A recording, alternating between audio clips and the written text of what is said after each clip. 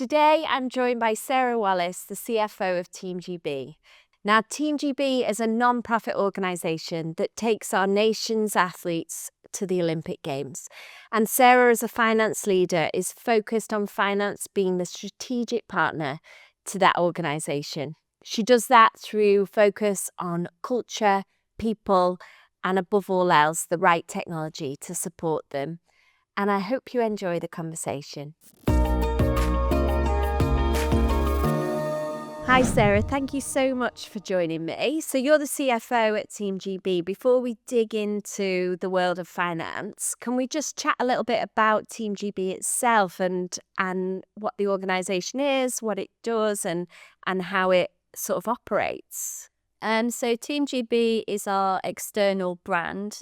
So the legal entities, we're the British Olympic Association.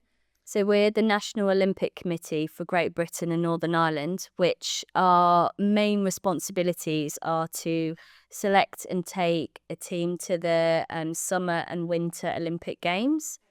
With that, the athletes are only kind of under the Team GB banner at the Olympics. Otherwise, they're part of their national governing body. So say UK Athletics, GB Swimming, etc. Right.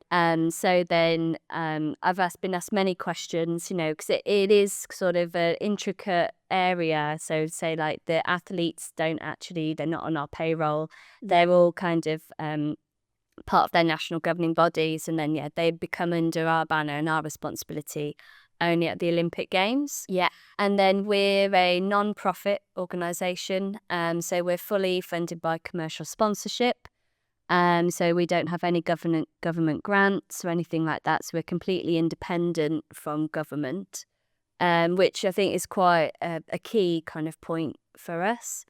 And so every penny we raise basically goes to help the athletes do their best performance they possibly can at the Olympic Games. So we, as well as kind of getting them there and sort of housing them, etc., we put on a lot of performance enhancing kind of things, such as we pay for a preparation camp. So in Paris, we had a couple of different preparation camps where they can come to the games sort of up to 4 weeks in advance and train in the kind of for Paris, the time zone, etc., wasn't that big a deal. But when we looked at LA, kind of getting in the time zone and acclimatizing to the temperature, all that sort of thing is really key.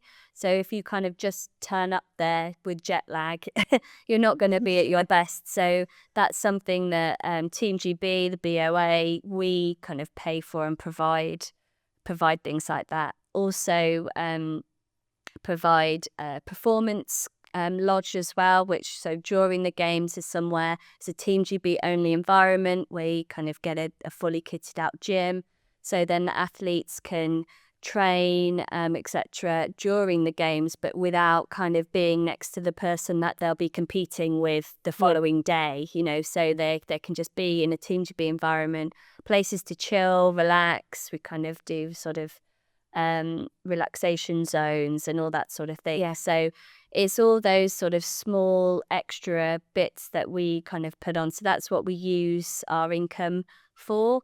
So we kind of, any marginal gains we can do. So we work hand in hand with the sports as well, with the performance directors, to see what else we can do to help them perform their best. Yeah, cool. And so how many people are a part of the organisation then? So we're around 55 or so, sort of day to day. Before, so the summer games, we really ramp up. So we take on a lot of secondees and we have a lot of volunteers and contractor staff. Yeah. And so we really kind of balloon out to sort of a few hundred. But then, day to day, we're about 55. And then we've got a team of 5 in the finance team as well, including myself. Cool. So you're the CFO. You've been there since 2023. Yeah. And your approach to finance is very much about being a strategic partner to the rest of the organisation. Yeah. Can you just explain a bit about what you mean by a strategic partner, maybe over a more traditional finance function?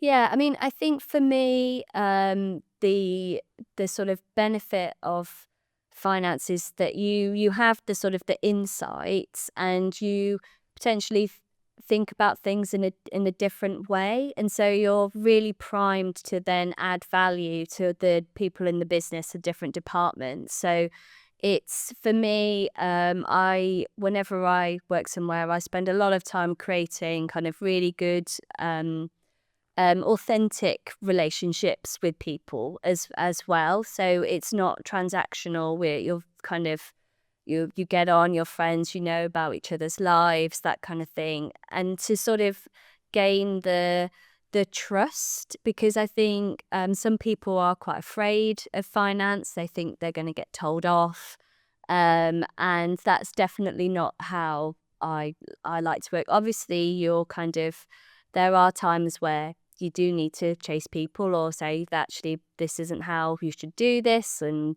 this is late, or etc. But I think if you've got that good relationship, it sits in a completely different way, and they know it's coming from a good place, and you're just doing your job, and so I think you get a lot more buy-in.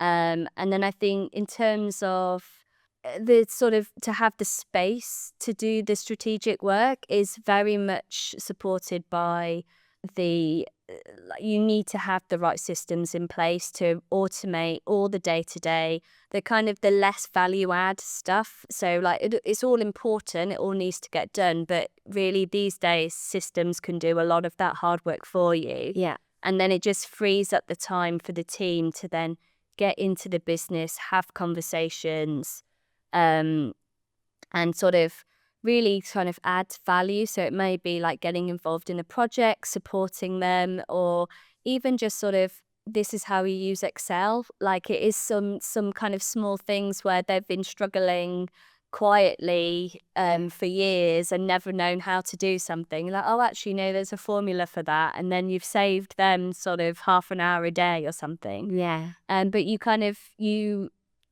if you're just sat kind of almost in the kind of back office behind the scenes, then you're not very approachable. And so I think it's sort of just being kind of out there and speaking to people, and then you can really start to add the value and understand the business as well, because there's a lot of, in terms of budgeting and forecasting, for me it's all around the story. And so I'm very keen on sort of the numbers need to tell a story, and you can't build that out if you're not speaking to people. Otherwise it's just numbers, and you need to paint the colour sort of. So if I'm going to my CEO, I need to be able to really explain what's going on and why. And if you don't spend time with the rest of the business, the why, you never know. So I think then that just adds more insight for decision making. Yeah, definitely. And so what's led you to work in this way as a finance leader? Where's your background come from? So I think for me, I think a lot of it's driven by my personality. I think I'm sort of someone that I like talking to people. I also really like process. So I don't think there's possibly a common mixture. But I think for me, I always like to leave, when I work somewhere, I like to leave it better than when I got there. So I'm very into making an impact. And for me, that sort of really getting involved strategically is where I see the best kind of return. And I think as well, sort of the making my team's jobs better and easier as well. You can really kind of see the impact of that. So and I think kind of in terms of the how I'd kind of set it up, I suppose, is when I, like, one of my early jobs in industry, they just had a really, really good commercial finance team, and sort of from top down, finance always had a seat at the table. You were always involved in all the decisions, and really kind of respected, I think. And I've basically just tried to recreate that in every job I've had since, just because for me, it's really rewarding, and I just really enjoy it. So I think that's sort of, and also when I'm sort of implementing it with my team, they actually really like it as well. And I think sometimes they don't realise that that's possible. They think, actually, no, I should just be stuck to a spreadsheet all the time. And they don't realise actually what else they could be doing until you kind of show them actually there's a nicer way of working. Finance. And Yes, that's really interesting. It's such a cultural shift that you're creating as well. Yeah. And technology sounds like it's very much at the heart of this approach. And you this year have put new systems in place. What was life like before you had those systems in place for the team? Yeah, I mean, there was a lot of complaining. So there was multiple tickets kind of raised every day about things not working, or, for example, so we, as well as the kind of winter and summer games, we take a team to these youth festivals within Europe, and so we kind of have a lot of different currencies coming through, but only for a small amount of time. And it took 3 months, and they still couldn't add like a new currency onto the system, which feels like something quite simple, but the way it had been built was so bespoke. There was one person from the company that knew how to actually make any changes, and you had to sort of book that person 6 months in advance to be able to do anything. So it was quite painful. Yeah, It sounds like high risk as well if you've got person dependency for a exactly. key system. Yeah. So there was a lot of manual workarounds, a lot of kind of quite painful spreadsheet work. So sort of to update the forecast, it would take 3 days, which kind of with the normal system, the actual should just come through like with one press of a button almost. Yeah. So yeah, it was just quite painful, and as you say, it was quite a big risk for us as well. Yeah. So what made it hit the top of the list? Was it sort of high on your priority list when you arrived, or was there something that made you decide that was sort of the first step for you? It was within weeks. Yeah, I was like, well, this is not going to do. My head of finance at the time actually kind of had he'd kind of had all these workarounds and was sort of fine with it. But he kind of knew that there was a better way of doing it. Although I guess sort of when you're new into a role, a big change like that, it's hard to get sign off when you're brand new. So you almost have to wait till you're in there a bit. Yeah. And then we kind of almost got too close to Paris, so we have like a change freeze because it is the biggest thing that we do for every 4 years. Yeah. And although I thought it would be okay, I didn't want to be responsible for kind of stuff going wrong, and then Yeah. pre Paris, exactly. Yeah. So I was uncharacteristically patient and waited till post Paris, and so it was in October. So I didn't wait very long after Paris, and then got buy-in from the board to make the change and make the investment into changing. Yeah. And so how did you then sort of set out what you were going to fix with this whole sort of tech change? Was it about listening to the team or the business? Yeah, I think kind of for me, a lot of the problems we had were driven by how bespoke the system was, and unnecessarily so. So for me, something out of the box was really key. So which I'd had previously with other systems. So then there's just a lot of people that know how it works and can help you. Yeah. Which Sage Intacct definitely is. Although obviously you can add on modules, but they're very kind of static modules. They're not sort of bespoke. And I was very keen with the team to, if they did start having requests of, oh, could we make it do this? I was very clear and sort of, we needed to really say why, if there was any kind of changes they wanted to make, which actually we didn't end up doing any in the end. And we got comfortable kind of using the processes as they were. Yeah. But yeah, just something so out of the box. So in that, when we raise a ticket, when we want to find out how to do something, it's not sort of like, oh, how does it work for Team GB? It's like, well, this is how it works for everyone. So then anyone can solve to it. And so I think that was one of the main kind of reasons that I sort of was looking for.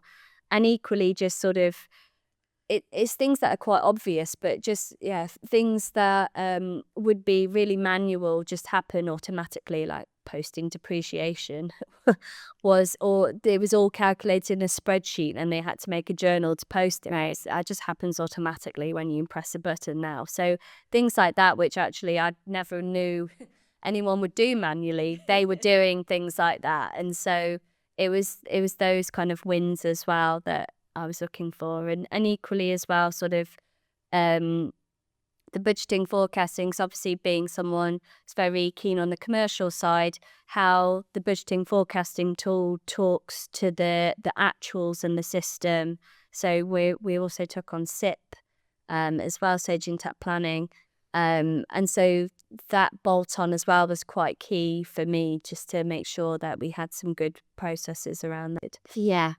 Okay, so you mention easy wins, and they sound like quite small gains that actually add up to giving them back that time they need to be a partner to the business. Yeah. What have you seen as the game changers in those small wins?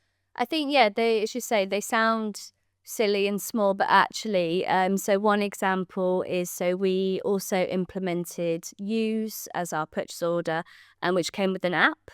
So one of our issues was people would never approve purchase orders. Like the senior people in the business were too busy, and you had to log on to their laptop and kind of go through this process before. Whereas with the app, they can just do it on the tube on their way into work. And so actually, for the first time in years, we actually have had no unapproved purchase orders, which for my AP manager was like, he was so happy, like his face, he was beaming, just I can't believe it. So much of his time was wasted chasing people to approve POs, also managing suppliers as well, chasing him, kind of, why has this not been paid? So it was just a real kind of small win, but like a real game changer for his day-to-day life. Yeah, and I suppose that's helped both sides, because now the person on the tube trying to approve it isn't having to log into their laptop, so they've gained time, but then your AP managers gain time back on their side. So how do you get to the bottom of what these small gains are? It sounds like listening to the team is a part of that. What else helps you to sort of build up that list of all these smaller things that are going to help? Yeah, I think kind of definitely listening to the finance team's complaints, also listening to the business as well. So previously with expenses, we had to manually upload all the expenses for the month at the end of the month from the credit card. So then people could only do their expenses at the end of the month. They couldn't do them when they were going, which meant that expenses were really late because people then had to do all of them at one go. And so that was a real bugbear for the whole business, as not just finance. So then when we chose our expense system that worked with Sage Intact, that was a big thing of like having an app, being able to have real-time information, so they could do their expenses as they went. So it's kind of just ear to the ground, which again, you need some time to be able to do that. Of course. As well. So it all kind of feeds each other. Yeah, definitely. And so we talked about internal people and your team. What about relationships with suppliers and sponsors? Has that changed through improving the tech that you've got? Yeah, for sure. I think sort of when you've got POs faster, then and automatically going out to the suppliers as well, then everything kind of happens a lot easier. Equally, kind of approving sales invoices. So then that goes out earlier, which then just it all helps cash flow as well. So we talked quite a bit about back office and the improvements there, but it sounds like one of the biggest wins has been getting your team from behind the spreadsheets and the systems and out into the business. What does that look like in a strategic partnership? And for me, the things I've kind of been pushing them to do is it kind of even from just the real basic things of chatting to people in the kitchen, kind of just it's those times where you kind of really actually start to create a relationship with people. So it's, not sort of rushing to the loo, rushing back because you've got to carry on with your spreadsheets. It's actually taking a bit of time, having the conversation with people, creating that base relationship, and then that's how you then build from that. Yeah. Because I think there can be the kind of thought of, oh God, finance are talking to me, they're trying to catch me out, I've done something wrong, why are they talking to me? And actually it's sort of creating just that human connection with them and taking an interest in what they're doing. So I find really powerful just sort of like, how's everything going? What happened with that licensee you were talking to? Did you manage to sort out that problem? Like, let me know if I can help. It's those things where actually they start to drop their guard, and then they bring you in, and then once they actually then seek you out. And then so it takes a while to kind of turn it round, but then that's how you get like really good real-time information. So when you're forecasting, budgeting, actually it's a real two-way conversation because you're aware of their day-to-day and what's going on. So you're not just there blank being like, send me your numbers and I'll put them in. You're actually having like this partnership conversation with them. We're like, oh, actually, this happened, didn't it? So actually we need to make sure that we account for that. And they're like, oh yeah, and we're kind of having that two-way. So with with my team, it's you have to kind of start from the beginning almost. So it is pushing them out there and just being like, make friends, kind of get in that, and then it builds. Like it's really tricky. You can't just go from nothing to everything and expect it to be kind of natural. Yeah, those small steps. And I suppose your team's been so used to being that more numbers function, sort of that approval point and checking up on people. It's then small steps towards that cultural change needed to get them thinking differently. Both sides have to get used to that new way of working and the new relationship. So it's sort of like, oh, normally I only hear from X when he's chasing me for my expenses. It's always a negative interaction. And it's sort of forcing the positive interactions with everyone. And that, so I always think that starts best from like a natural relationship that's not actually work related at all. Yeah, and I think, as a marketing person myself, obviously I've had many interactions with finance around spend and different things. And I agree, working in partnership and the finance leader understanding what we're doing and why we're doing it, rather than just seeing another invoice that comes through or a challenge, like a challenge around approval or slow to get things done. It's then, I suppose, empathy on both sides, that finance has their job to do, and in my case marketing has our job to do, and we can work together. And I think that's it, where you are in it together, and you can't fake that. Like, you have to actually really be that for it to work on both sides. You can't kind of say the words and then not really mean them on both sides, otherwise it kind of doesn't, you don't really get anywhere. And what I love about when we talked about it is you're a real champion of that approach, aren't you? Can you share a bit about what you were doing through the Paris Olympics? Because it was very non-finance in a traditional sense. It sounded really cool. I mean, I possibly maybe taken a bit too far about getting involved, but I think this sort of basis was for me as a CFO, you're focused on risks. So risks all across the business. And for us, we decided for Team GB House, which is our hospitality house, to open it up to fans for the first time, which involves selling tickets. And we hadn't done anything like that before within the business. We weren't, we were a brand marketing agency, not like kind of selling tickets, that kind of thing. And so that skill set wasn't there. I'd come from mass participation running, where it was all about selling entries. And so I just got stuck in. I was like, I need to reduce this risk, and I kind of took it upon myself to do that. So I was kind of writing copy for the new website we'd created. I was interviewing ticketing agencies. I was getting athletes to appear at Team GB House, organising the contracts. There was all sorts of things which was way outside of my remit, but for me, the success of that house was so important that I then just kind of threw everything into it. And I was lucky that actually my finance team were working really well, so I could kind of pull away a bit from that, and I had the time and capacity to do that. Yeah.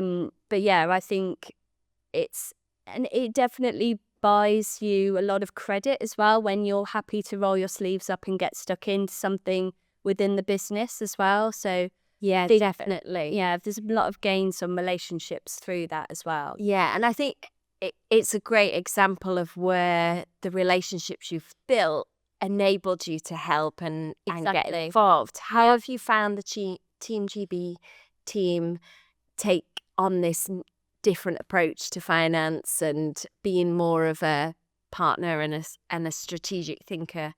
Yeah, I think where we've been able to fix problems for them, then they're kind of really on board. I think we're still kind of working through. There's still an element in some areas where we haven't quite been able to break through, I think. So there's still some work to be done. But yeah, they're really on board with the kind of the positivity and the kind of we're here to help, not to kind of tell you off almost. So yeah, it's and also like the CEO actually brought me in specifically. That's how he wanted it to work as well. So we were very much on the same page. So like the support from kind of senior as well to kind of push it through, which I think is key. Getting kind of support from the top as well. Yeah, definitely, especially when there's any cultural or attitudes and behaviours shifts. It's so important to have that vision from the top, isn't it? And that support from the top down, really. So we've talked about the tech. We talked a little bit about insight, but what role does data play in all of this and in helping you to partner with the rest of the business? So I think for us, data is, I guess, the tool and that creates the insight where you can then help the wider business. So it's kind of looking at, say, for example, margin on sponsorship contracts. So now with the new finance system, we can tag all the income and the costs to a particular customer, so we can easily then run off what the margin is. Whereas previously that would take quite a long time, and then it would be something that you would maybe not prioritize because there was a lot of other stuff to do. So then you can then have the conversations with the sponsorship team and say, actually, the margin on X, Y, and Z is a lot lower than what we were hoping for. Kind of, why is that? How? And then also when we're doing the new contracts, be kind of mindful of not kind of just giving a load of extra stuff away. So it's things like that where I think as well it helps you kind of bring to the conversation when you've got the data, because really they are the specialists in their area. It's not us. So then I think the data is what then finance brings to that partnership.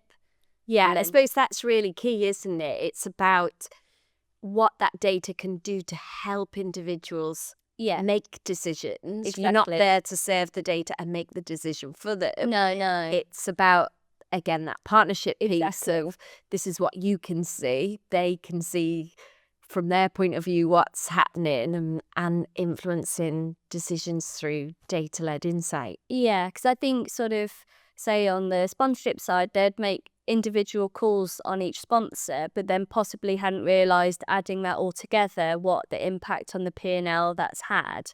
Because they wouldn't necessarily think in that way. So then that's for finance to sort of bring that data to the table. Like actually individually, it wouldn't be that big a deal, but when now we've added it all together, this is where we are to date, and actually then we need to be mindful kind of going forwards, just in terms of like what kind of margin we're looking at there. Yeah. So it's bringing kind of extra information. Yeah. So let's stick with sponsorship. Because you're so sponsor driven, cash flow must be really important for Team GB. Yeah. How is that managed and what decisions do you make around cash flow? As you say, I mean, with all businesses, cash is king, as they say. But I think for us, one thing actually we've been doing, again, with having a bit more space to kind of breathe and think, is we've been investing the cash in various kind of money markets, and kind of just making sure that we've made the cash work for us as much as possible. So we're kind of able with the space to actually kind of move money around and just make sure it works as hard as we can, and make sure that we've got time to chase the debtors and keep your eye on it, and also sort of pay things when they're due, not earlier, and that kind of thing. So again, that insights drive in those decisions that you're making. Exactly, yeah. And the headspace to be able to look into it and make those decisions. Yeah. So what's next for the Team GB finance team then? What's the next win that you're aiming for? Well, for me, so we implemented beginning of April, so we're only kind of a few months in.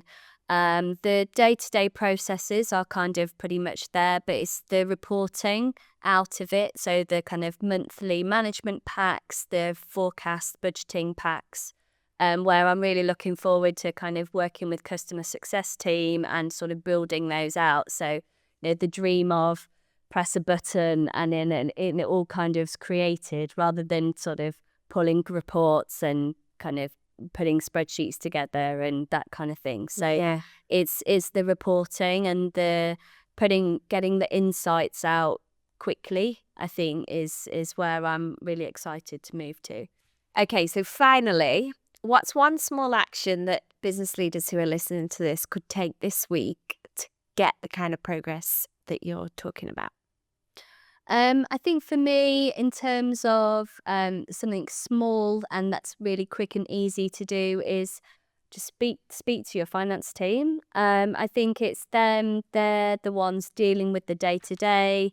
And I think in terms of any quick wins that you can come up with, it will be their frustrations where they're kind of having their pain points. And I think that will be the really good place to start in terms of building a picture, in terms of where you can start to make changes. I think, it's the quick wins are possibly like in the detail, I think. Yeah, definitely. And I suppose it's those quick wins that then lead to the time and the headspace to be able to be more strategic. Exactly, yeah. And they'll know what they are, they'll know a portion of them because they're driving them mad every day. Exactly. I mean, that's definitely where it was with me, where I was kind of like, hang on, why are you doing that? And then they're sort of frustrated, oh God, I'm raising a ticket again. And it builds the picture. And then that's how we chose to then change finance system, because there were so many pain points from the team. And so I think definitely speaking to them is a really good first step. Yeah, great. Well, thank you so much. How can people find you if they want to reach out or find out more about the work you're doing at Team GB? So I'm on LinkedIn. So it's Sarah Wallace. And then just the Team GB is the company. I've also got my Team GB kit on there, so nice picture at Paris. I'll be able to say yes. So should be able to pick me out among the other Sarah Wallaces. Thank you so much. It's been great to chat about strategic finance and how you are paving the way for that at Team GB. So thank you. Right, thank you for having me.